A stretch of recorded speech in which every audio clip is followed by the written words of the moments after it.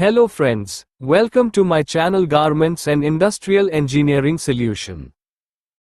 Let's enjoy today's video.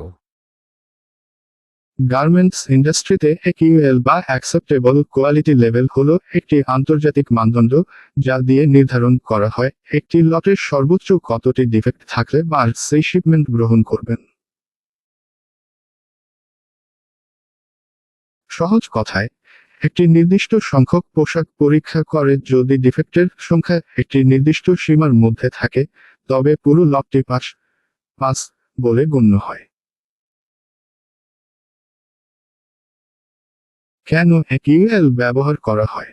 হাজার হাজার বা লাখ লাখ পোশাকের শিপমেন্টে প্রতিটি পিস একে একে চেক করা, 100% ইন্সপেকশন অনেক সময় সাপেক্ষ এবং ব্যয়বহুল। তাই স্যাম্পলিং প্ল্যান বা নমুনার মাধ্যমে পুরো শিপমেন্টের মান যাচাই করতে একিউএল ব্যবহার করা হয়। একিউএল চার্ট কিভাবে কাজ করে? সাধারণত বার একটি নির্দিষ্ট একিউএল লিমিট দিয়ে দেন, যেমন একিউএল 1.5, 2.5 বা 4.0। মাইনর ডিফেক্ট সাধারণত 4.0 লিমিটে থাকে। মেজর ডিফেক্ট সাধারণত 2.5 লিমিটে থাকে। ক্রিটিক্যাল ডিফেক্ট সাধারণত 0.0 থাকে, অর্থাৎ একটিও পাওয়া গেলে লট ফেইল।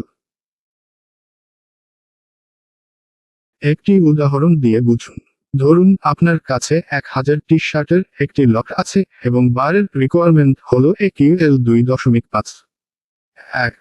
নমুনা সংগ্রহ চার্ট অনুযায়ী 1000টি থেকে হয়তো 80টি শার্ট দ্বৈবচন র্যান্ডমলি বাছাই করা হবে।